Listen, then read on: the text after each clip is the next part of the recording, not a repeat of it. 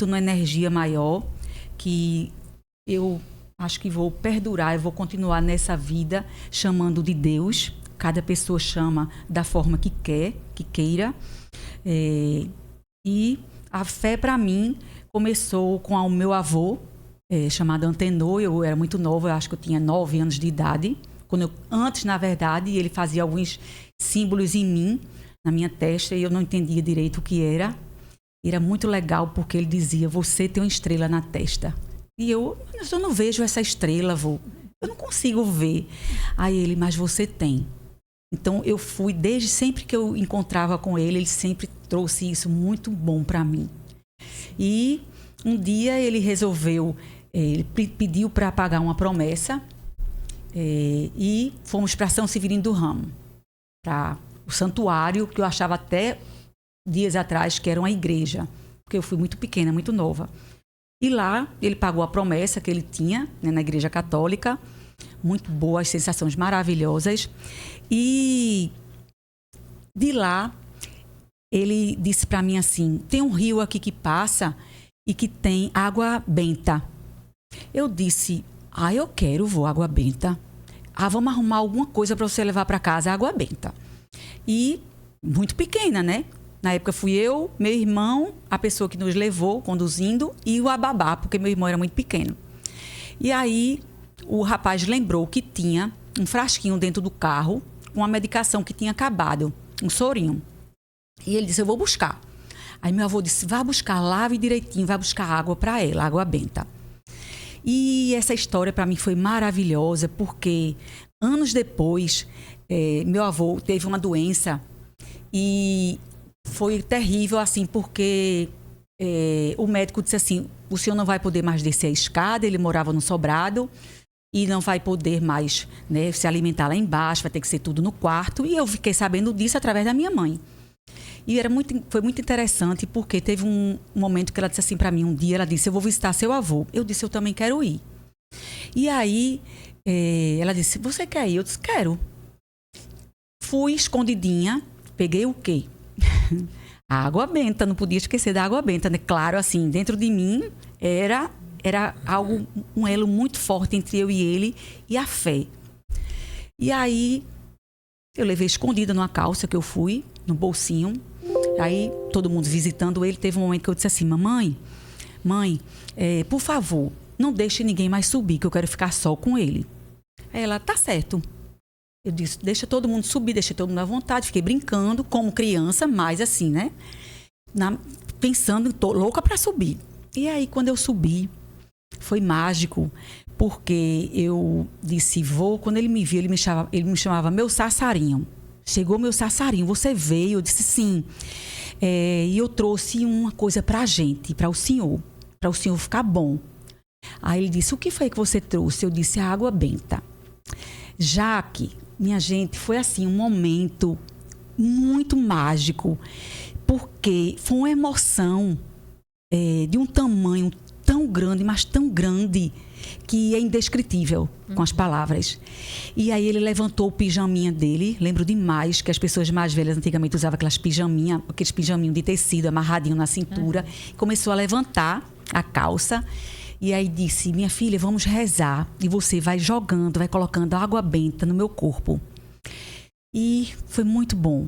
Quando eu desci, e fomos embora para casa, eu e minha mãe, dias depois, e eu sempre perguntando: meu avô tá melhor, meu avô tá melhor. E aí ela disse assim para mim: o médico disse que não sabe o porquê, ele ficou bom. Ele ficou bom, já tá descendo a escada, já tá comendo lá na cozinha, lá embaixo, já tá tomando banho, enfim, já tá fazendo tudo normal. Então, para mim, isso foi o primeiro grande sinal de algo muito maior, de algo mágico. E em outras etapas da minha vida, eu adentrei, né, com a família na religião que é espírita. E isso do espiritismo veio através de dor também. E a dor do falecimento de uma irmã. E minha mãe disse assim: eu quero muito tentar uma psicografia da sua irmã. Ela faleceu em 97 e 98. E eu disse, ela queria muito ir para Uberaba. E nós fomos. Conhecemos Chico Xavier, na época já estava muito velhinho, em 98, já não psicografava mais como antes, né? Só dava recado e distribuía muito amor, já estava muito frágil o corpo, mas foi também uma experiência, uma vivência muito mágica para mim, muito. Que novamente eu encontrei essa energia maior, né? Que eu chamo de Deus. E lá diante de tanta dor, nesse momento que a gente passou, que a gente viveu, teve um dia que eu disse assim para minha mãe. A gente tentou durante a primeira semana essa psicografia, que não é fácil, né, ter a comunicação. E eu disse, vamos ficar mais um tempo aqui, já que é tão longe, porque naquela época era bem mais longe, né, as dificuldades aéreas e tudo, enfim. E aí eu disse, vamos ficar por aqui e a gente estende a estadia lá no local, no lugar. E aí teve um dia que depois a gente voltou para os centros espíritas diversos que tinham lá. Desses, que algumas pessoas já faleceram, Celso Almeida, dentre outros, que eram também seguidores de Chico Xavier.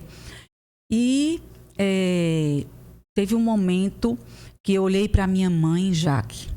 Eu olhei para minha mãe e a minha gente e disse assim para ela, mãe, a nossa dor é muito grande da separação, da morte. Mas assim, eu vejo que aqui tem pessoas que estão lidando com essa dor de uma forma muito cruel, que foi através de outras coisas, né? Através do suicídio, através de outros processos, e que eu olhei para ela e eu disse, ela faleceu de acidente de carro. Então, a dor existe, mas a compaixão pelo outro foi bem maior, e ela entendeu. E depois dessas vivências todas, eu sou muito apegada, quero até deixar bem claro aqui, que eu sou uma pessoa que eu acho que o amor e a espiritualidade, a consciência, a alma, é algo muito maior. Sou apaixonada pela história de Francisco de Assis, né? A história de Jesus, do Buda, do Mahatma Gandhi, de Madre Teresa Calcutá, e tantas e tantos que já vieram, e tantas pessoas que não estão, né? E padres e papa, como a gente tem, e que trazem sempre uma mensagem muito boa para o mundo e muito positiva. Então, assim, esse momento que eu queria compartilhar com vocês, essa transformação não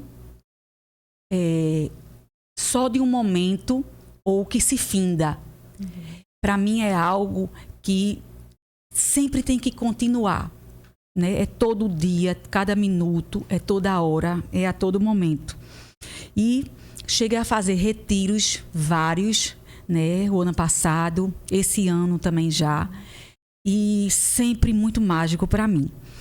E o retiro que eu fiz com vocês do Mundo Lá em Casa, que se faz em aldeia, na verdade do Mundo Lá em Casa, mas é aldeia, como é o nome, Jaque? Aldeia do Mundo. Aldeia do Mundo.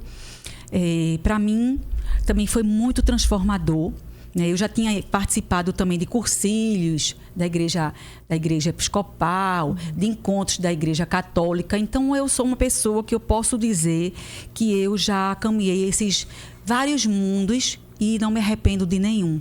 Todos acrescentaram muito com o meu ser e a minha espiritualidade. E eu vou passar a palavra para você, para a gente falar também um pouco desse momento, um pouco não, muito desse momento que a gente viveu e que você vai trazer também muitas experiências.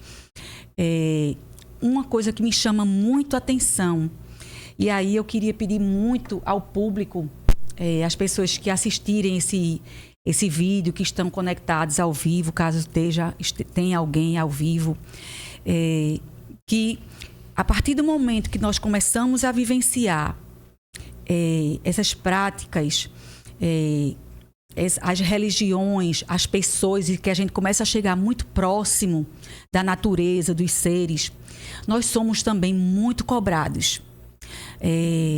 Quando a gente geralmente volta para o trabalho, para casa, para a nossa vida, e de repente a gente falar mais alto, ou a gente arengar, aí as pessoas fazem, mas você não estava meditando, você não estava rezando, você não estava fazendo mantra, e como é que você ainda arenga, ainda erra?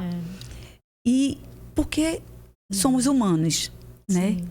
E o que trouxe para mim, quando eu fiz a vivência do retiro lá em Aldeia, foi algo que eu fui sem querer saber. Se o que era que eu ia comer, se ia ter comida, se ia ter água, quem era que ia estar, como era o dormitório, como seriam as experiências, porque eu quis deixar tudo que fluísse de uma forma muito natural. E para mim foi muito marcante, porque não existiam rótulos. Eu fiquei muito à vontade. Eu fiquei muito à vontade com as pessoas, eu fiquei muito à vontade com o falar, com as dores, com as alegrias, com o espaço, com a natureza, com os seres, com as nuvens, o céu, com o mundo de uma forma geral. E me marcou muito, mas muito, e cada vez mais eu acho que é a idade, o tempo que a gente vai passando também. E eu queria, já que na verdade, que esse momento daqui nosso fosse um recado para as pessoas, sabe, que se encontram perdidas, que se encontram até encontradas também, né? E que às vezes a gente se encontra tão sem esperança e a gente sempre tem a mania de depositar a nossa melhoria no outro, né? No que a gente está comendo, no que a gente está vivendo, no que a gente está esperando, as expectativas que a gente cria, quando na verdade tem muita coisa que está dentro da gente. Sim. Então, eu sei que você é uma pessoa que estuda, né? Você é uma pessoa que já fez muitos encontros, né? Vivências fora do Brasil, né? Com médicos, com várias profissões. E eu queria que você trouxesse também para esse momento, agora, as suas vivências, as experiências e muita coisa que você trouxe que a evolução do ser, do cérebro, né? Do corpo, as dores. Aí, se você puder Sim. abrilhantar, eu vou querer. Eu queria agradecer, né, pelo convite. Estou feliz demais de estar aqui nessa conversa contigo. Primeiro porque a gente já vem, né, de um processo e você falando aí, contando tua história. E aí eu fiquei lembrando de quando a gente se conheceu, né?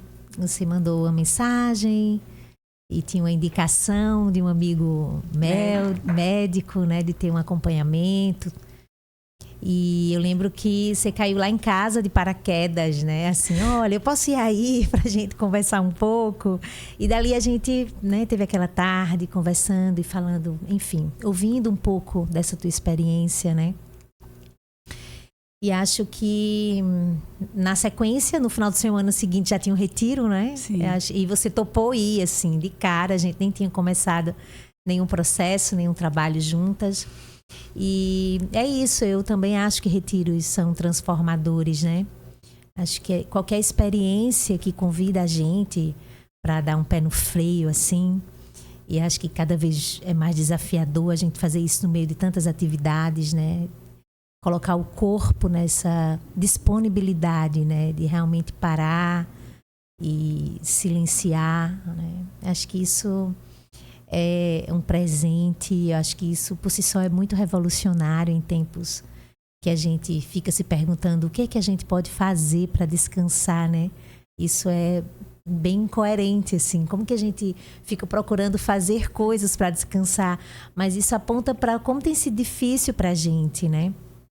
Sair do fazer, do se mover, né? Do falar, e a gente experimentar alguma quietude. Então, esses retiros, né, que eu ofereço, participo, me entrego assim, com tanto prazer, com tanto contentamento, é porque eu acredito muito nesses processos como o seu, né? A gente para e a gente chega ali, às vezes desmorona um monte de coisa, né? Porque o retiro é um momento de desmanchar também, de desfazer muitas coisas. E dependendo do tempo e da nossa disponibilidade de se retirar, ele desmancha por si só, né? Às vezes a gente não precisa nem de muitas fórmulas. Eu tenho feito isso pelo caminho da meditação, né? Tenho tomado como apoio para esse desmontar a prática de meditação. Então, que feliz que você topou sem saber o que te esperava ali naquele retiro, né? Na Aldeia do Mundo. Esse espaço casa que a gente construiu para ser um espaço casa dedicado à vida. A vida na sua inteireza mesmo, né? Corpo, mente, coração, cérebro, comunidade, nosso sistema nervoso, as nossas histórias. Então, tudo que aponta e que carrega a vida é para ser vivido ali, naquele espaço. E os retiros continuam acontecendo lá.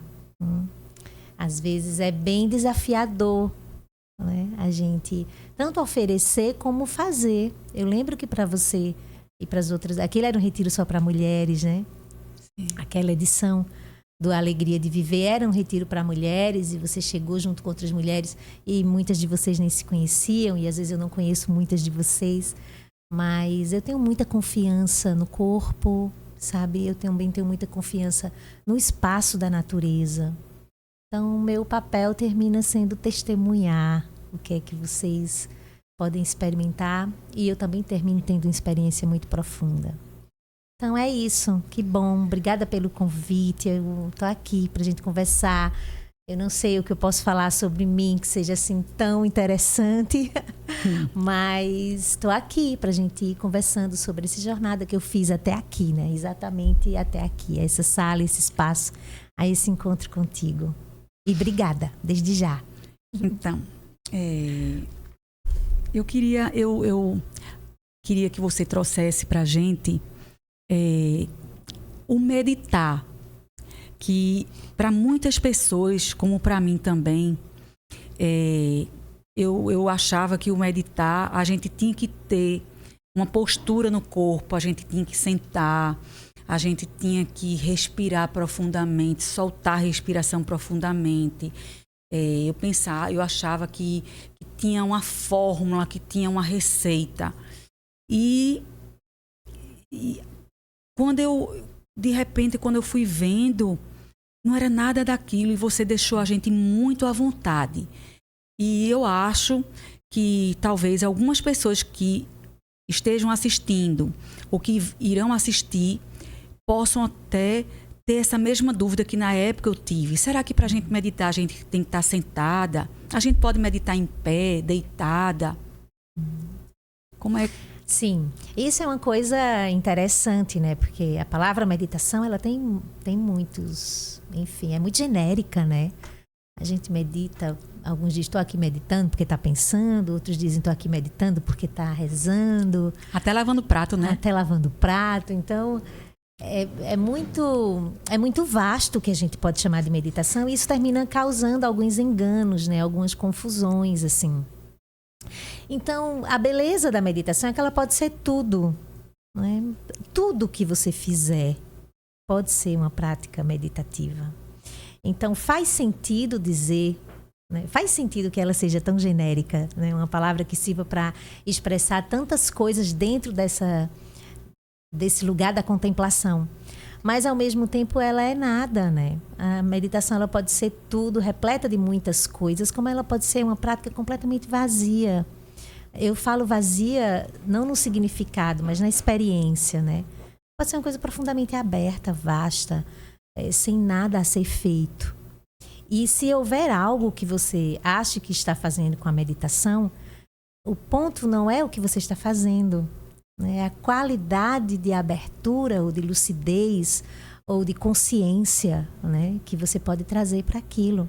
Então, uma vez que você experimente em lavar pratos, conversar, ouvir, enfim, caminhar, fazer o que quer que você faça com a qualidade de presença, que em outras palavras pode ser um simples notar, Isso é uma prática de meditação. Qualquer coisa que você explore e dê consistência de estar lúcido, lúcida, isso é meditação. Então imagina, né, o quanto é mágico você poder... Eu sei que eu estou sentada, eu sei que eu estou comendo, eu sei que eu estou te olhando. Eu não estou te olhando com um olhar vago agora. Então, eu sei que eu estou te olhando, isso é meditar. Eu sei que eu estou te ouvindo, isso é meditar. E saber de um lugar da experiência, não de um lugar conceitual. Estou te ouvindo e pensando sobre o que você está falando. Não, eu estou puramente te ouvindo. Né? E aqui surge uma qualidade de interesse, de curiosidade, de contemplação, de encontro. Naturalmente surge um contentamento, um prazer. Qualquer coisa que a gente faça, né, com muita abertura, com muita curiosidade, com muito interesse, isso é extremamente prazeroso, né? Então a meditação, ela é isso. Também não é possível. Por que a meditação tem uma qualidade de relaxamento? Porque não é possível eu estar experimentando algo como aquilo de fato é, com total abertura, interesse e curiosidade, se eu estiver tensa. Tá onde eu repouso a minha atenção, onde eu repouso a minha consciência, onde eu repouso o meu notar, perceber. É um lugar muito tranquilo. Normalmente é um lugar tranquilo. Eu não estou esperando nada daquilo. Eu não tenho que fazer nada com aquilo. Né? Eu não estou indo para lugar nenhum com aquilo. Imagina, isso é fantástico, né? Parece um sonho. Ao mesmo tempo é desafiador em tempos de tantas distrações. A gente se vê tão explorado assim, com tantas informações, situações, questões, objetos, tantos nomes, tantas coisas para a gente dar conta. Isso termina virando um desafio. Estou aqui, cheguei, estou plenamente aqui. Daqui eu só vou saber o que vai acontecer quando acontecer outra coisa. Então a prática é uma prática disso, né? Da habilidade de descansar no que está acontecendo agora. Às vezes a gente se perde. Como é que eu vou ficar nesse momento presente, que agora é esse, né? Que momento presente é esse? Onde é que está isso? Está no tempo? Está na hora? Está no dia? Está em algum lugar específico, né? E a gente se perde um pouco porque quem está fazendo essas perguntas e tentando encontrar esse lugar do descanso e da presença é a mente, mas tem uma dica, né? Tem um pulo do gato, como a gente diz. O corpo está sempre no momento presente. Inteiramente. O corpo e toda a sua tecnologia, né, sensorial, ver, ouvir, sentir, né, tato, visão, paladar, olfato, audição, está tudo aqui.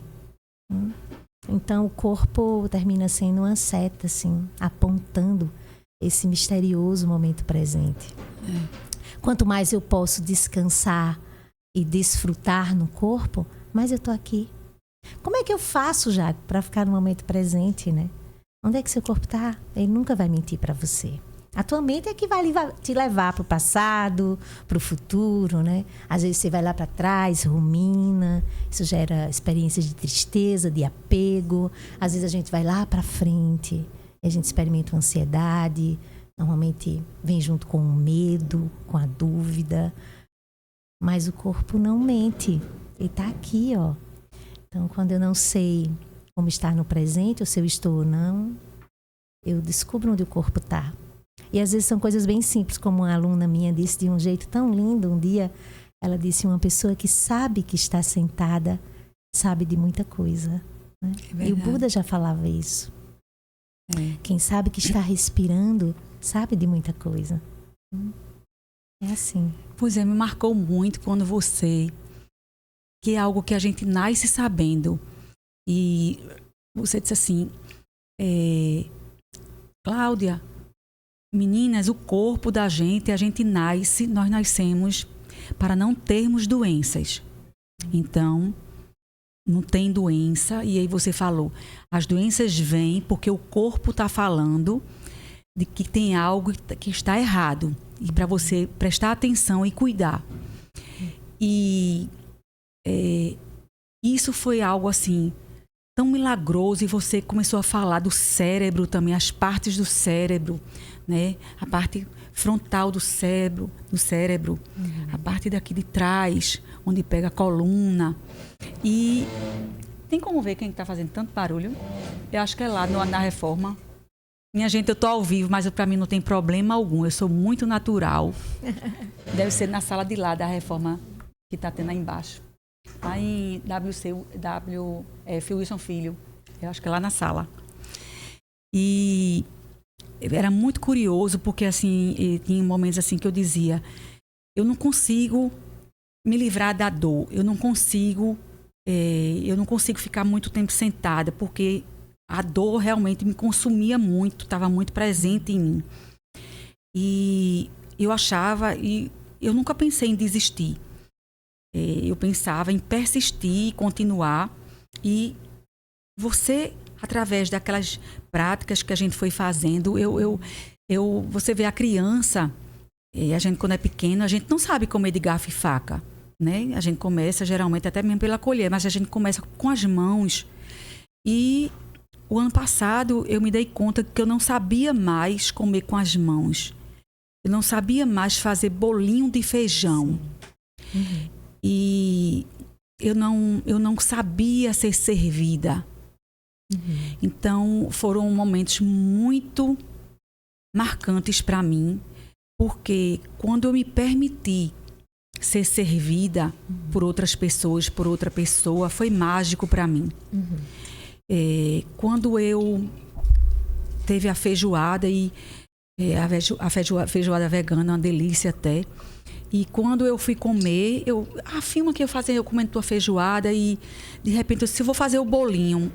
Minha gente, eu comecei a fazer o bolinho com as pontas do dedo, eu não conseguia fazer o bolinho. E como é que eu não consigo fazer bolinho onde meus 2 filhos, eu posso até dizer, mas talvez Beatriz, a minha mais nova, não, mas eu fiz bolinho com eles na mão. Uhum. E como é que eu perdi isso? Sim. Isso para mim foi muito taxativo e foi muito doloroso. Uhum. Eu ter perdido. Não perdi. Na verdade, eu acho que eu me desencontrei. Eu deixei de fazer. E, de repente, foi transformador. Eu pegar no alimento, eu senti, né? A uva, a textura da uva, a pele, o abrir a uva, o sentir o sabor e a textura. Eu pegar uma jujuba, eu saber que ele tem açúcar, ela Sim. tem açúcar, que ela é doce, mas ela pode ser azeda, né? A água. Então, assim, eu queria que você trouxesse essas vivências também na vida que a gente tem, normal, todo mundo tem no seu dia a dia, que a gente vai perdendo no meio do caminho. Sim, acho que isso é a revolução de sentir, né? Eu acho que a gente tem estado muito paralisado, né? A gente tem experimentado uma vida excessivamente mental. Então, a gente tem estado assim com muitas histórias, com muitos conceitos. A própria tela, né? Acho que essa coisa da modernidade com o uso excessivo da tela nos paralisa. Então a gente tem um mundo mental maravilhoso, né? E acho que como nunca. E a gente tem avançado, né? Tá aí o grande avanço da tecnologia, parece um sonho. Quase que a gente intui. É tão assim que a gente diz assim, olha, parece que tudo que a gente imaginou se tornou verdade. E de fato é isso. Tamanha a habilidade que a gente tem de imaginar. E acho que agora, como nunca, né? Nós somos seres maravilhosamente imaginativos. Criamos o mundo, a realidade com a imaginação, né? Fantástico. Isso não é nada místico, esotérico. É assim, né? A gente sonha, desenha, pensa, planeja e a gente realiza. É da nossa natureza essa façanha. Isso que é a nossa inteligência. E, no entanto, a gente tem estado muito dentro dessa cabeça, né? Nossa cabeça, ela tem, talvez, acho que se fosse assim, uma medição sutil, a gente tem estado com a cabeça imensamente maior que o corpo. E ela já pesa muito, ela né, já pesa muito, a gente já tem que carregar a gente já diz, ai, como minha cabeça tá pesada. Quantos né? quilos? Um peso em uma cabeça, sei lá, uns 3, 4 como quilos.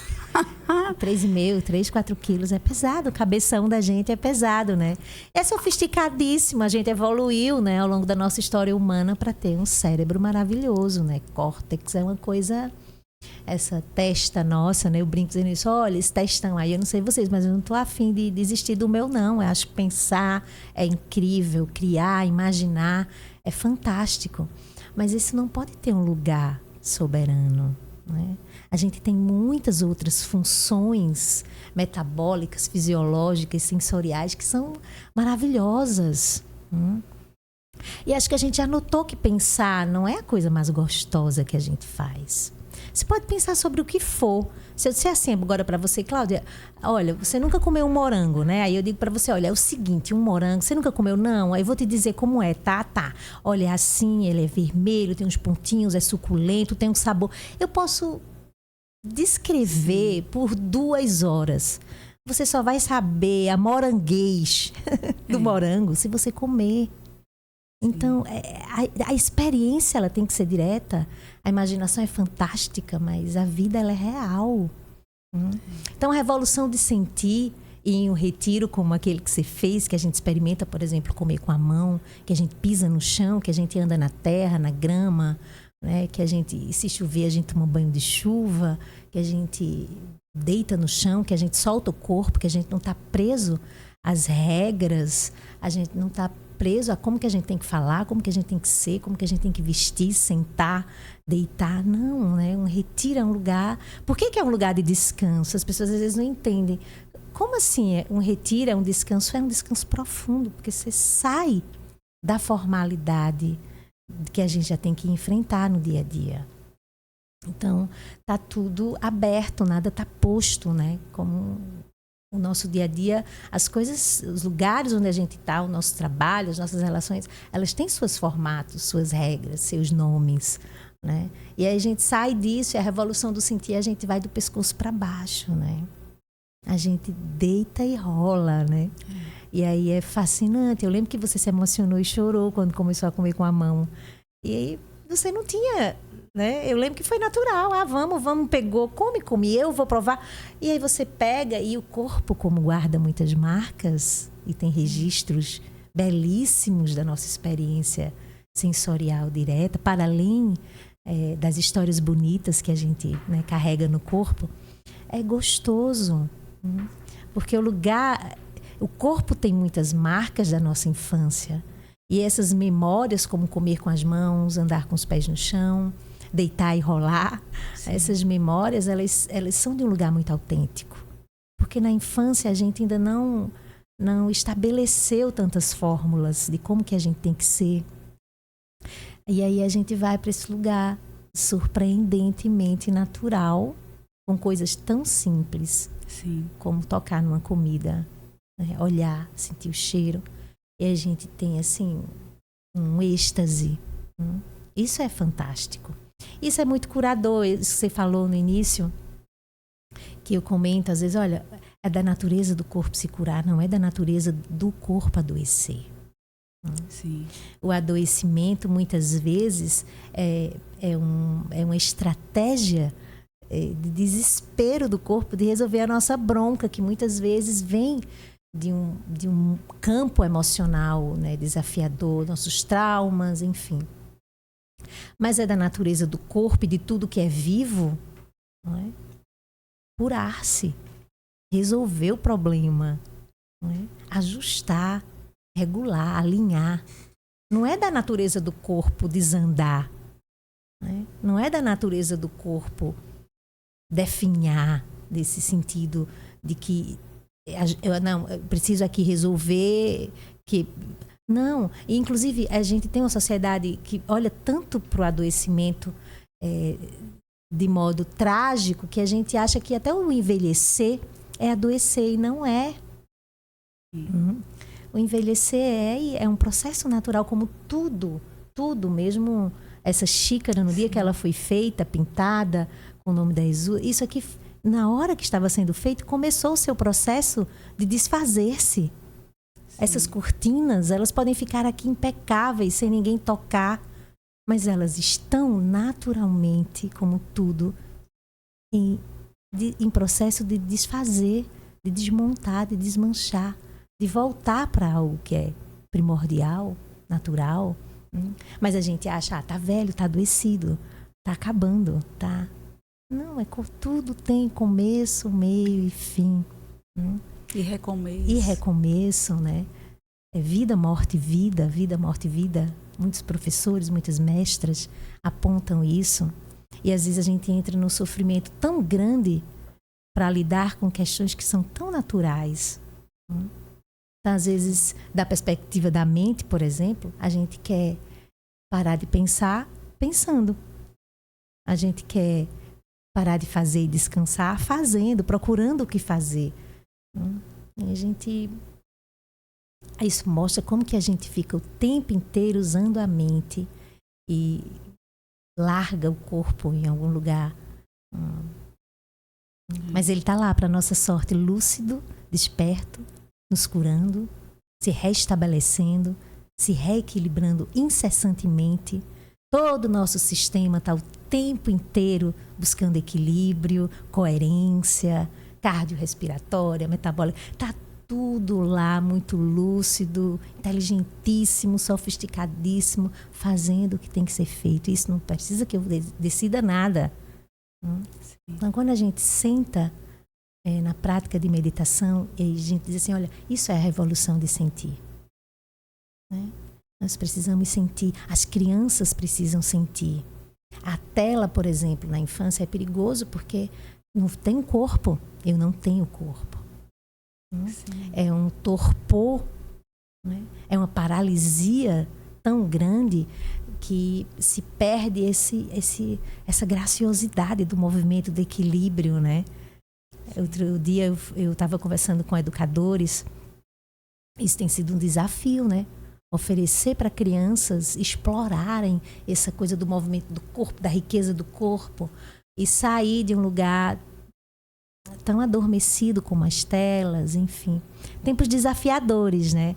Mas o corpo é belíssimo, está sempre no agora, né? Então não tem erro. Não tem erro. Vai pelo corpo. Eu não falei, né, no início, mas já que é enfermeira de formação, atua nessa área também. Trabalhou na época, até acho que foi da pandemia também, em hospitais, em emergências, antes até mesmo. Antes, sim, na pandemia já era professora de meditação. Quando ela me disse assim, olha, a gente se preocupa tanto com o que a gente está pensando, como é que o corpo está, mas existe algo que a gente não se dá conta. E é a respiração, assim. O nosso corpo, ele respira normalmente. Ele não precisa de um aparelho, ele não precisa ter luz, assim, sombra.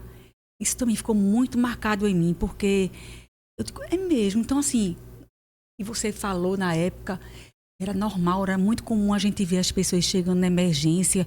Tô passando mal, tô sem respirar, eu tô não sei o que. Tudo por uma ansiedade e que adoecia o corpo e trazia sensações péssimas através da respiração.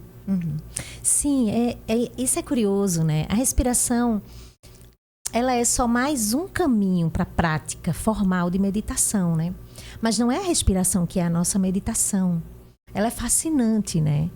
Porque é algo que acontece involuntariamente, né? O corpo respira por si só. Isso não é a sabedoria minha, que eu preciso pensar sobre. Eu não preciso pensar nada, né? O corpo respira. Se você sentar com essa lembrança, já é muito. Uau, eu vou sentar para meditar, eu faço o quê? Olha, lembra que o corpo respira. Uau, é verdade. O que é que eu posso fazer com um corpo que está respirando? Notar. Essa é a prática soberana. E aí você pode notar como algo profundamente entediante, porque ficar prestando atenção na respiração parece algo, nossa, é isso, meditar. Mas você também pode trazer uma qualidade de deslumbramento para isso, porque é realmente fascinante que o corpo respire por si só. Respirar é tátil. Pode ser uma experiência também sonora. Eu posso ouvir a minha própria respiração, mas eu posso sentir a respiração. Eu posso perceber o movimento da respiração. Ou eu posso me maravilhar com o mistério de que eu também estou sendo respirada. O que é isso? Que espaço é esse? Que lugar é esse? Como que pode? O que é que está acontecendo? Sente com isso. Ai, que tédio já prestar atenção na respiração. Então sente com o que é que está acontecendo agora. Eu sentei aqui e tem um corpo respirando. Isso é maravilhoso, isso é fantástico, né? Então a gente pode sentar com isso, a gente pode sentar com a técnica, a gente pode sentar com a formalidade da prática de meditação, ou a gente pode só se deliciar com cada inspiração, com cada exalação. Mas assim, é só um caminho, é só uma ferramenta, é só uma âncora, né? A respiração. Existem várias outras. Pode ser o que eu escuto, pode ser o que eu vejo, pode ser tão bonito e tão desafiador prestar atenção no que alguém está falando, quanto prestar atenção na respiração. Pode ser tão maravilhoso ouvir o que você está me dizendo, como pode ser tão exaustivo, porque eu não consigo me concentrar no que você está falando, estou pensando no que eu quero falar, né? Mas pode ser um descanso. Então isso se treina. A gente posiciona o nosso corpo e mente para essa atitude, né? Para essa agoridade. O treinamento da meditação não é para que um raio luminoso caia na minha cabeça e eu experimente assim, uma coisa diferente. É para que eu descanse, entre em contato com aquilo que eu realmente sou. Um corpo lúcido, desperto, uma mente luminosa, criativa, estados sensoriais, portas sensoriais, capazes de me fazer experimentar a vida de uma forma profundamente rica. O que pode ser mais curador? Estou falando da perspectiva da saúde mental, né? Do que a habilidade de desfrutar da vida. Eu escutando. Eu estou aqui, estou relaxada. Eu não estou com medo. Eu não estou com raiva. Eu não estou frustrada. Eu não estou ansiando por nada. Eu não estou com nenhuma expectativa que me roube esse momento. O que pode ser mais iluminador e mais curador do que isso? Claro, a gente tem estado em tempos difíceis. É imensamente desafiador desfrutar da vida. Por várias questões internas, externas, sociais, culturais. O próprio sistema tem estado muito adoecido, né? Enfim, economicamente, muitos dos aspectos de como a gente funciona em comunidade tem estado adoecido. Mas, insisto, a revolução de sentir olha, quem sente é o corpo, não é a mente.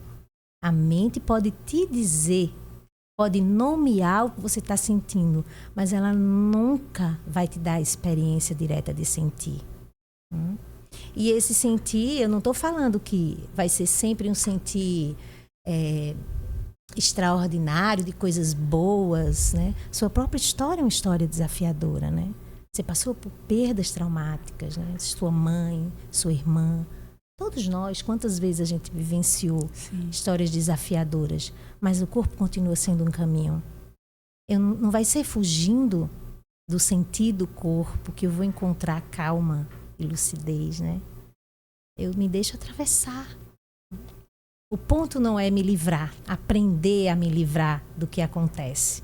É o quanto eu consigo me abrir, experimentar e saber que eu vou continuar inteira. Viver, né, Jaque? Viver o que você está sentindo. Viver é se deixar atravessar, né? Eu não estou empurrando nada, nem estou trazendo nada. Eu estou aqui. Nesse meu processo, e aí na verdade, ele piorou bastante o ano passado, o adoecimento realmente que eu tive, que eu ainda talvez esteja, claro, né? Ainda estou no processo ainda, né? Da cura eu acho que não eterna, mas assim, busco isso, mas assim, acho que essa cura vai acontecendo, mas assim, é de uma forma que o meu corpo, a minha alma estava mas tão doente, que o meu corpo mostrava a todo momento e eu não entendia. E eu ia para médico, fazia exames e achava que eu não tenho nem medo na morte. A minha morte eu não tenho medo, né? Assim, interessante isso, porque eu digo assim, quando eu morrer eu vou direto pro céu. Tem uma pessoa que trabalha aqui que faz, tu vai o quê direto pro céu? Ela diz assim, hoje em dia ela diz para mim, ela diz, você vai direto pro céu porque você aperreou tanto na Terra que você vai direto pro céu, porque eu chamo céu, enfim, para outros planetas, para outras. Mas eu passei por milagres de tratamentos, de remédios, de medicações e por enquanto que eu não entendia que quem estava alimentando essa doença do corpo, e eu não, doutor Marcelo tem que fazer exame, a gente tem que ver, é muito estranha essa dor. Cláudia, não, Cláudia, calma, Cláudia. Então, aí toma remédio, daqui a pouco toma outro, um não deu certo, outro dá.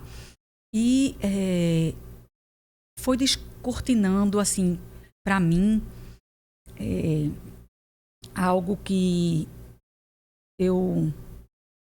quando eu passei a entender e compreender que as áreas do meu corpo que doíam, as partes do meu corpo que doíam, fazia parte de estudos, porque a gente também acha que essa área, ela tem tudo a ver, né? Tem muitos médicos que já estão atuando nisso, colégios, escolas que já estão atuando. Por incrível que pareça, nesse outro retiro que eu participei agora no SEB, no Dharmata, como tinham professores e engenheiros e físicos. Então é ciência pura, né? Então não é só o sentir, e é muito interessante porque a gente vê, né, já que aí eu também queria que você trouxesse isso pra gente, que tá doida. Não, já que é doida, Cláudia é doida, Pedro é doido, Maria é doida, né? Porque quando a gente começa a divagar nisso, a trazer, como é que eu digo assim, sensações, energias e coisas da nossa, que cada religião chama de um jeito, chama consciência, chama alma, espírito, enfim. Mas como a gente começa a entender que isso tudo está interligado, porque um alimenta o outro, um precisa do outro, né? Então, é libertador. É libertador. É libertador e, assim, eu vejo que nós, como pessoas mais adultas, né? Com mais idade, é importante a gente começar a não só falar, verbalizar, mas a grande transformação, mudança, muitas vezes, é na atitude. Não quer dizer que você vai deixar de ter sensação, de chorar, né? Enfim, de ter raiva, né? Mágoa. Mas quando você começa a ser mais íntima, tem uma intimidade com esses sentimentos e com tudo isso que vai acontecendo com você, com o seu mundo externo e com a sua interiorização. Então, assim, isso vai ficando de uma forma menos dolorida, não. Dói muito. Porque parece que quando a gente tem a consciência, quando você começa a pensar, aí eu tinha me esquecido da dor que eu estava no quadril. Quando eu começo a... Ai, meu Deus. Aí pronto, parece que a dor vem de uma forma muito maior. E quanto mais a gente vai, que eu também aprendi muito, muito nesse ano, que eu posso dizer, todo desses processos, o deixar, me marcou muito, o deixar, o desapegar, né? É como você disse, esse copo aqui, na hora que vai ser feito, ele está sendo transformado, né? Ele tem vida, tudo tem vida, a pedra tem vida. A vida, ela vai mudando, ela vai voltando a ter outras vidas, né? É processo, né? São processos. E aí a gente tem uma mania, eu tenho muito isso, eu estou trabalhando muito em mim, é o desapego. E o desapego, para mim, Cláudia, e aí talvez seja algo para muita gente refletir, é o desapego às pessoas. Para mim é muito difícil eu me desapegar às pessoas, sabe? Já que eu tenho... eu sinto falta do sabe? Às vezes não é nem do falar sempre, mas é assim, eu saber que meu irmão está aqui, que meu filho está em casa e eu posso ligar a qualquer momento e eu posso falar a qualquer momento então isso para mim é como se fosse um alimento, uma troca. E o ano passado eu sou uma pessoa que, eu não sei, eu não sou doida, mas eu não sou talvez muito normal. E aí eu vivi uma experiência onde, por coincidência, houveram 2 meses onde toda semana ou a cada 15 dias morria alguém. Pessoas que eu conhecia, que eu gostava, que eu tinha ligação. E aí, a partir do momento quando eu ia para o enterro, né, enfim, eu nunca tinha ido até para o enterro de uma criança, de um bebê. E a primeira vez na minha vida eu fui. E eu comecei a ter a consciência do ver, né? E doeu muito, mas muito, que eu não tinha nem palavras. Eu não conseguia me expressar. E até me emociona até de falar. Depois vieram outras mortes de formas naturais e não naturais. E chegou um momento assim que eu não conseguia mais ir. Eu sabia que eu ia sofrer, eu iria ser cobrada por não ter estado no enterro, não ter estado na missa, não ter estado na menção, na homenagem que estivesse sendo feita. Mas assim, foi até mesmo uma experiência que eu precisava viver para eu não ver, eu não ter um contato tão direto com aquilo que ainda mexe muito comigo. Então, talvez tenha sido para mim uma dor muito grande também eu ter deixado de ir. Mas, ao mesmo tempo, é como se, por exemplo, eu tive um tio muito querido que faleceu e ele fazia parte até mesmo de um diário meu, de histórias do passado que eu não sei nem dizer. E ele sempre trazia nomes, avô, tataravô, bisavô, enfim, toda uma árvore, né? E aí eu não consegui, eu não fui, eu me permiti não ir. Então, assim, já faz, sei lá, 8, 9 meses e é como se ele ainda tivesse, no início ele estava ainda morando no apartamento dele. E hoje, assim, para mim, eu já consigo lidar muito bem com isso.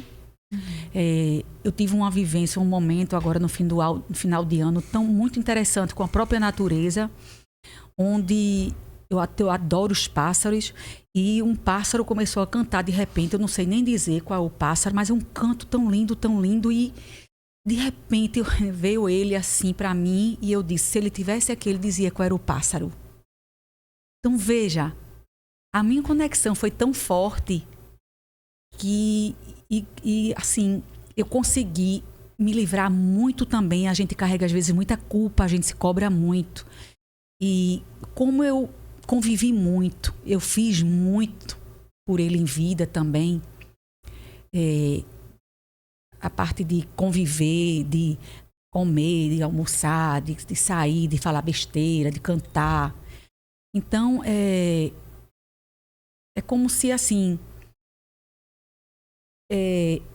eu disse, não, eu fiz muito, porque a gente viveu muito. Então, porque ele se foi para outro plano, não significa que eu preciso ver ou vivenciar, ver tão de perto, olhando para o caixão, para aquele ritual todo, onde, na verdade, eu tenho algo muito maior.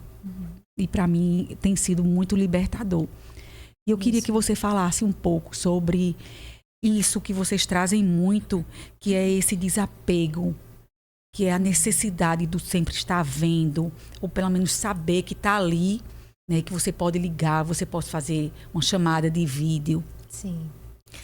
Eu te ouvindo, né? E fico ouvindo, assim, essas suas experiências, essas vivências, né? É importante que você fale, né? Que traga, assim, essa realidade, a morte, né? E trazer isso bem real, né? Ter que estar ali num sepultamento, enfim. Isso é a experiência de todos nós. Então, poucas pessoas conseguem tocar, até com a fala, que seja, nessas experiências, né? E você foi contando com todo o seu tio, com toda essa fase de ter que passar por tantas mortes e de quanto isso foi estranho. E isso é a experiência de todos nós. Sim. Todos os seres passam e passarão por isso. E aí, quando a gente fala assim do desapego ou de qualquer outra habilidade que a gente possa cultivar, né? Ela não é assim, sabe, Cláudia, como algo que você tem que fazer ou tem que ser, né? Mas é como descobrir que nós podemos ir pelo caminho do meio, né? Como disse o Buda lá na história. Disse, olha, nem apego, nem aversão. Então, o caminho do meio, ele não exclui nenhuma coisa nem outra. O caminho do meio tem mais a ver, não é sobre sublimar ou flutuar sobre apego, aversão, enfim, tem mais a ver com aqui está o apego, aqui está o meu apego, aqui está a minha aversão. E eu sigo com isso. Eu encontro a sabedoria, eu me dou conta da sabedoria, que isso faz parte da experiência humana. Então, já que você medita, você deve ser uma pessoa super tranquila, evoluída, que não sente tristeza. Você começou falando, né, sobre isso. As pessoas juram que você não tem raiva e não chora. E não chora, e está tudo em equilíbrio, e morre alguém e você está ali. Isso não é equilíbrio. Isso pode ser mais uma reação dolorosa, a evitação, né? A evitação é muito doloroso. Não é. Eu digo, olha, gente, eu medito é porque eu percebi que eu não dava conta de muita coisa. Essas experiências que você está compartilhando, morte, tristeza, perda, sabe? Eu me dei conta que isso era parte da experiência humana, que não tinha como se livrar disso. E eu disse, não, então eu vou ter que sentar com isso. Então, na prática de meditação, você senta confiando no corpo, que está plenamente no agora, mas você senta por dentro do medo, por dentro da tristeza. Você não vai para as montanhas e se retira disso, né? O paradoxo, um retirasse bem para o meio do furacão. Sim. Né? A diferença é que tem sabedorias que nos sustentam. A própria quietude. O silêncio por si só, ele é muito poderoso. Então, esse trabalho com apego, aversão, medo, qualquer aflição, qualquer emoção desafiadora, não vem da ideia de se livrar disso. Essa é a beleza, né? Você falou, a prática é isso. Eu estou aqui quando posso estar. Quando eu não estou, eu noto que eu não consigo, eu não posso. O ponto é, eu estou lúcida disso. Essa é a minha experiência humana. Olha como eu estou me sentindo. Olha como é essa experiência de medo. Olha como eu estou me sentindo triste. O equilíbrio não é eu não choro, é eu choro. Eu choro e estou aqui. Não é eu choro escondido ou eu sequei as lágrimas. É eu choro, estou plenamente aqui. Mas esse estar plenamente aqui só é possível quando eu confio. E essa confiança surge de topar a revolução de sentir o que eu estou sentindo. Sim. Isso é desde sempre, né? Isso não sou eu que estou dizendo. Mestres e mestras preciosas fizeram esse caminho antes da gente e disseram, olha, pode olhar qualquer um dele. Você começou dizendo, Jesus foi para a cruz. Né? Buda, Gandhi, cada um disse assim, não, é por aqui, é por dentro disso. Não é pela beira, não é por debaixo da ponte, é pelo meio. É o caminho do meio, é a travessia. Então, lembrar disso. Quando eu escolho o caminho do meio, né? Eu não estou me livrando disso nem disso. Eu estou reconhecendo tudo isso. Eu passo por dentro de tudo isso. Melhor, eu deixo que tudo passe por mim. E para isso eu preciso cultivar habilidades. A própria presença, o cultivo da presença, que surge de uma prática simples de atenção plena. O mais bonito, às vezes as pessoas dizem assim, eu vou praticar meditação porque eu preciso focar, eu estou muito distraída, eu não presto atenção em nada. Ótimo, isso vai te beneficiar imensamente, eu não tenho dúvida. Dessa parte eu não tenho dúvida. Tá aí a ciência, né? Dizendo quanto que é prática de foco, de atenção plena, de fortalecer conexões neurológicas que são potentes no teu córtex pré-frontal esquerdo. Maravilha, maravilha. Que bom que a ciência agora é contemplativa. Mas o mais incrível não é isso. Né? Eu começo prestando atenção, eu experimento um pouco de foco, eu experimento um pouco mais de concentração. De repente, uma presença surge. De repente, eu estou mais aqui. De repente, a vida acontece e eu estou bem aqui. Isso não é uma fórmula. Eu fiz agora uma descrição disso, mas isso não serve de nada. De nada. Essa nossa conversa pode ser linda sobre meditação, sobre a revolução de sentir, mas o caminho é, olha, senta, para, fica, deixa, solta. Experimenta, teu corpo é um lugar seguro. Essa tua casa é um lugar seguro. Que lugar vai ser mais seguro que esse? Minimamente eu preciso passar por essa vida tomando muita consciência de que eu estou segura. Meu corpo é um lugar seguro. Meu corpo, que pode ser um corpo de dor agora, que pode ser um corpo de não dor amanhã, é um lugar seguro, mesmo quando ele é um corpo de dor. Mesmo quando é um corpo de tristeza, mesmo quando é um corpo de medo, é um lugar seguro. Porque essas experiências aflitivas, elas estão se dando na minha mente. Quanto mais eu pacificar essa mente, mais eu pacifico o corpo. Mais eu descanso, mais eu relaxo. Mais eu desfruto do que o corpo está fazendo incessantemente, que é me oferecer equilíbrio, cura, bem-estar. É assim. Então, o nosso trabalho é tão simples. Pacifica, aquieta, silencia. Mas é tão desafiador. Mas existem caminhos. Muitos fizeram antes. Muitos fizeram antes da gente. Disseram, olha, quieta um pouquinho. Então, são caminhos possíveis. Eu não estaria aqui, sim. Eu fiz enfermagem, depois eu fiz mestrado em educação para a saúde. Enfim, a pesquisa sempre me interessou. Trabalhei na assistência por muitos anos. Amei, amo minha profissão. Mas eu soltei tudo e tomei essa rota, né, porque eu tenho muita confiança nessa ferramenta. Então, faz alguns anos, mais de 10 anos que eu tenho oferecido esses cursos e praticado, né, como prática pessoal. Eu tenho total confiança. Total confiança. Quando eu sento com alguém que topou o desafio, a revolução de sentir, nossa, eu fico assim, já começo a ficar deslumbrada, porque eu disse, eu vou testemunhar uma coisa linda. Então, cada aluno, cada pessoa que eu compartilho isso, é fascinante, porque eu estou testemunhando uma vez, outra vez, essa mágica, ou esse milagre, ou essa coisa tão simples, que é só aquilo que a gente é. Nunca foi sobre, já que você ensina, você...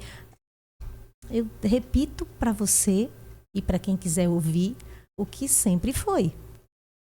Eu passo 8 semanas dizendo a mesma coisa numa jornada de mindfulness, de meditação. Tem tantos nomes, né? Eu passo 8 semanas relembrando para vocês e para mim o que é a nossa natureza. Sim. Né? Um corpo lúcido no momento presente, pacífico. E uma mente alucinada, maravilhosa, mas extremamente desafiadora. Não vai ser com a mente que a gente vai resolver a nossa questão mais íntima, que é descobrir quem nós somos. Não vai ser. A mente vai fazer a gente descrever o morango, mas não vai fazer a gente experimentar e saber o sabor do morango. Entende? É assim. É isso. Eu não sei já quanto tempo a gente está conversando. A gente está aqui nessa conversa, né? Será que... Já? Acho que a gente pode... Eu tinha mais coisas, mas aí a gente deixa para um outro momento. Sim. Mas assim...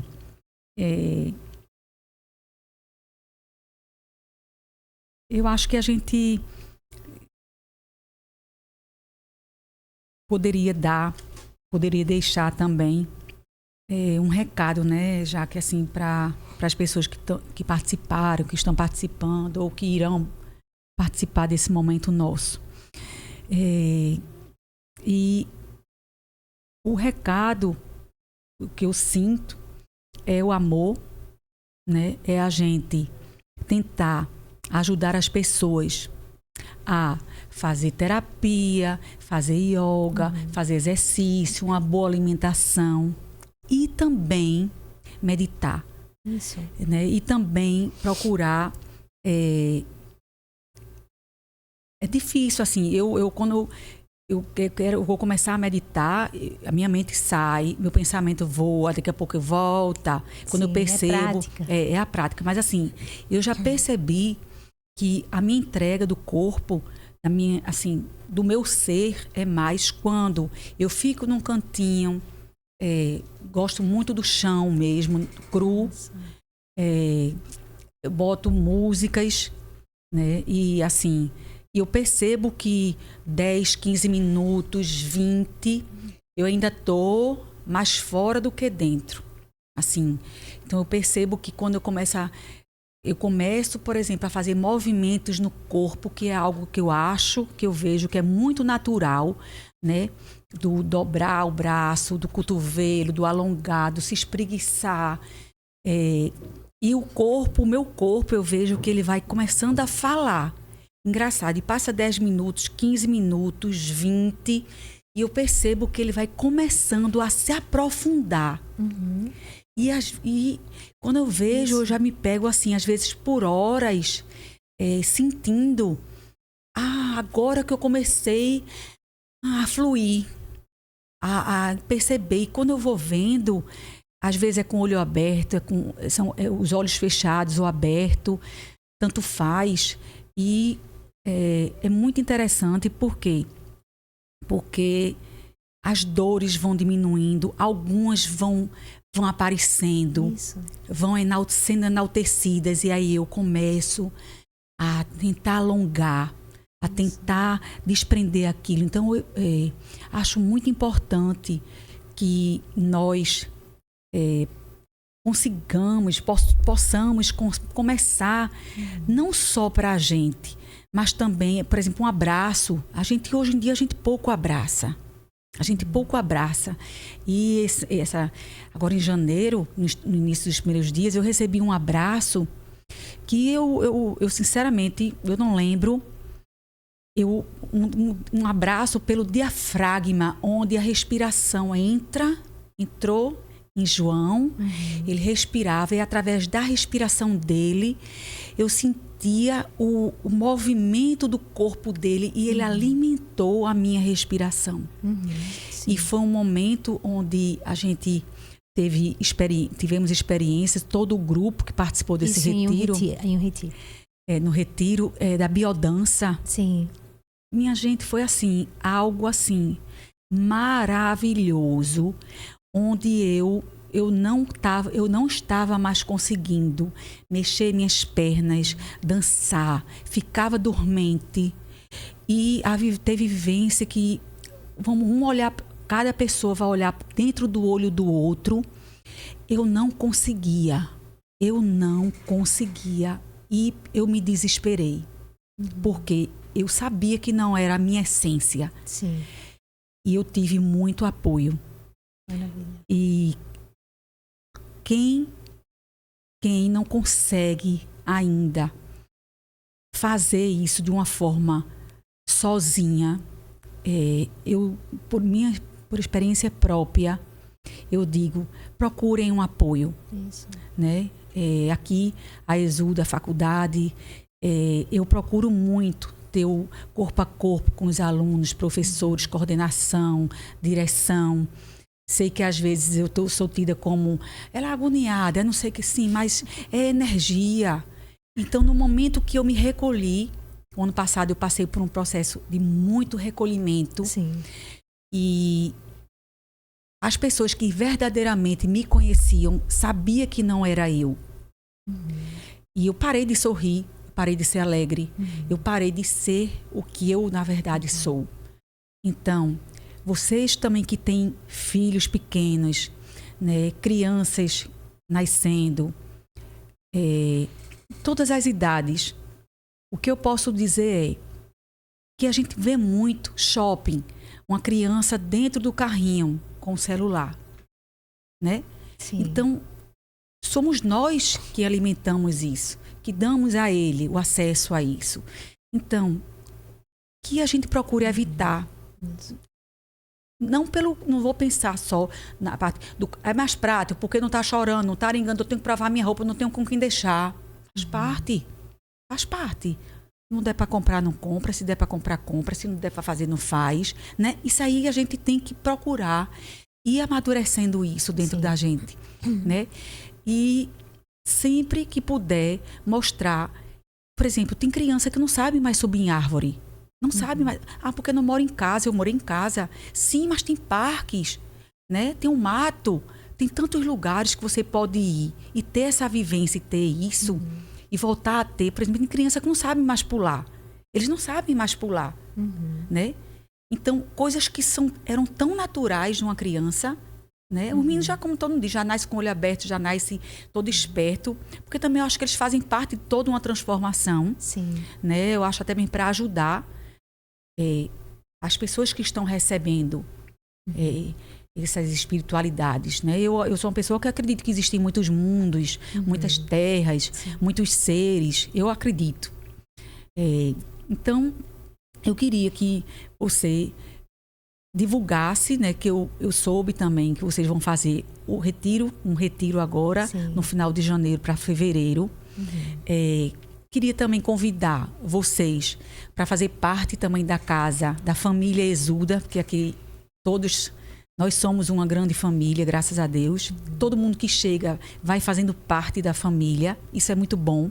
Mesmo aqueles que precisaram ir, né? Eles continuam fazendo parte, tiveram sua história, sua colaboração. Né? E graças a Deus estão aqui, continuam nessa energia. Então, o convite está para você, já aqui para as meninas. Para todo mundo. O pessoal do SEB, que eu também convidei para participar. O pessoal do Retiro, da aldeia, também que fizeram na época que eu fiz. E várias pessoas, né? Fiquem prestando atenção, porque, se Deus quiser, nós vamos continuar promovendo esses encontros, esses diálogos, né? Que às vezes pode ser assim, foi muito grande, mas cada partezinha teve uma construção, e quem não tiver paciência de assistir tudo vai assistindo aos poucos, enfim, vai se permitindo. Então coloca ali, vai escutando, vai lavando o prato, vai lavando roupa, vai fazendo alguma coisa, enfim, vai cuidando do filho. E que a gente consiga mais amar. Eu acho que, eu não estou falando isso do boca para fora, eu acho que o amor, o que verdadeiramente transforma as pessoas e o mundo é o amor. Né? O amor é o que transforma. Não adianta, às vezes, a gente ter tanta coisa, e é por isso que a gente vê, às vezes, tanta gente perdida, porque tem tudo, mas se perdeu, se desencontrou, porque não está sentindo a emoção e algo muito maior que é esse, que é o amor, e é o se desprender, e é o se doar para o outro, para o próximo, né? Independente de ser da mesma família, eu digo assim, de conviver junto. Isso é pessoas da rua, né, do trabalho, enfim, de uma forma geral. E eu queria que você deixasse algum recado. Eu não esperava ter pessoas na plateia, mas tem aqui, que bom, que não foi divulgado isso aqui com antecedência, esse momento de hoje. E eu acho que não tem microfone para vocês interagirem daí, fazer pergunta, mas assim, fiquem à vontade, se alguém quiser vir para cá, perguntar e trazer algo, alguma sugestão, alguma vivência de vocês, está aberto aqui o microfone também. E eu queria que Jaque dissesse, divulgasse o retiro. Quem não puder ir agora, porque também vai ser divulgado agora. Mas existirão outros, elas têm também vários momentos, né? Jantar, dia de quinta-feira, dia de domingo, lá em aldeia, sábado. Um monte de coisa, né? Muita coisa. E vale a pena, vale a pena. Então tá, eu quero lhe agradecer demais, né? Se tem alguém aí, por aí, ouvindo, vendo ao vivo, os seres que virão no futuro, enfim. Agradecer, obrigada. Eu tenho uma alegria de compartilhar tudo isso. Essa é uma conversa que sempre me interessa, né? E é isso, né? Eu tô por aí, no mundo lá de casa. Eu moro nessa comunidade urbana chamada O Mundo Lá de Casa, com outras mulheres maravilhosas, realizadoras. A gente abre a casa, é uma casa coletiva. A gente abre a casa para as coisas que a gente acredita. Entre essas coisas, a gente abre para os cursos de meditação, uma comunidade de prática. Toda segunda-feira a gente tem a casa aberta para quem quer experimentar as práticas de meditação e atenção plena. E para um jantar na segunda noite. Na segunda noite. Próxima semana a gente retoma, das 19h30 até as 21h. A gente segue fazendo estudo e praticando meditação. A casa abre já faz 10 anos, fez 11 na verdade, para um jantar, uma experiência de gastronomia, música. É uma casa linda que fica ali no bairro do Hipódromo, a gente já está lá há alguns anos. E eu também faço os cursos, as jornadas de 8 semanas, que são assim, é o meu xodó. Eu ofereço essa jornada de meditação e mindfulness e atenção plena. Para quem quer começar do zero, né, a praticar meditação, aprender assim desde a base como eu sinto, o que é que eu faço, o que é que isso significa.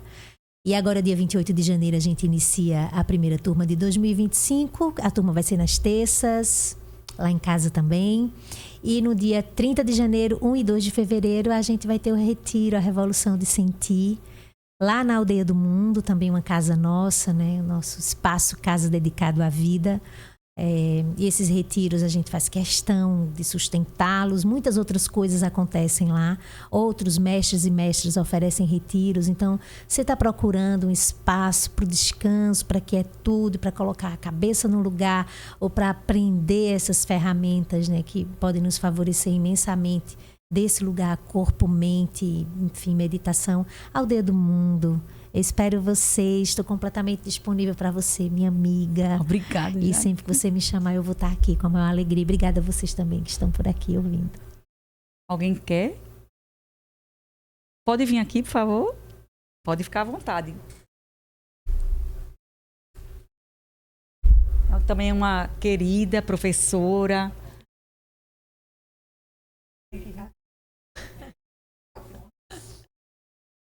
Eu gostei muito, já tinha ouvido falar da casa de vocês, uma prima minha que frequenta, inclusive. E só para dar o meu testemunho breve, rápido, enquanto você falava, eu fiquei ouvindo e praticando, e tentando aplicar. E é incrível como a gente vê uma transformação no corpo, não é? E que essa importância que eu tenho visto também na minha vida de viver o momento presente. Diante desse mundo tão cheio de coisas, multitarefas que a gente tem, não é? A gente saber viver o momento presente é uma sabedoria. E eu achei uma maravilha. E vou dizer que quero participar desses próximos eventos com o maior prazer. Parabéns. Que bom que você estava ali também praticando de alguma forma. E é isso, né? É tão do agora. A prática, porque a gente dá nome, é meditação, mas é tão agora que a gente faz em qualquer lugar. Seja bem-vinda sempre. Quando quiser chegar, eu vou estar lá esperando. Muito obrigada. Vou dar o posto Volta.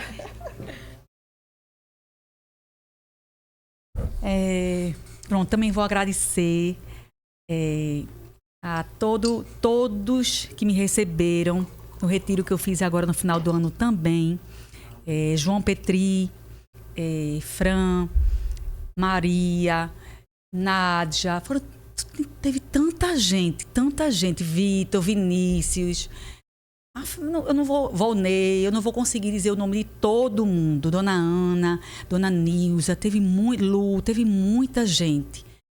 E assim, pessoas maravilhosas, seres maravilhosos, né, onde não existe preconceito, não existe nada. Só amor. Aliás, isso tudo, o amor e o acolhimento e o ajudar o outro. E assim, vocês também fizeram parte de eu estar aqui.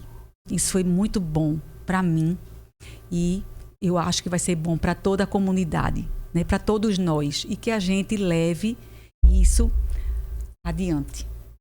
Alguém quer mais? Mais alguém? Eu vou colocar o telefone de Jaque aí no chat e o @ também do Instagram das meninas, também do SEB, né? E aí vocês vão, cada vez mais vocês vão caminhando devagarinho, não precisa estar vendo tudo, estar participando de tudo, mas vão se permitindo ir. Tá bom? Agradecer, viu? Obrigada a vocês, Gabriel, queridos. Pedro também, muito obrigada pela assistência aqui. Uma maravilha. Muito obrigada a todo mundo e vamos embora fazer mais encontros desses, tá bom? Beijos. Beijo, gente.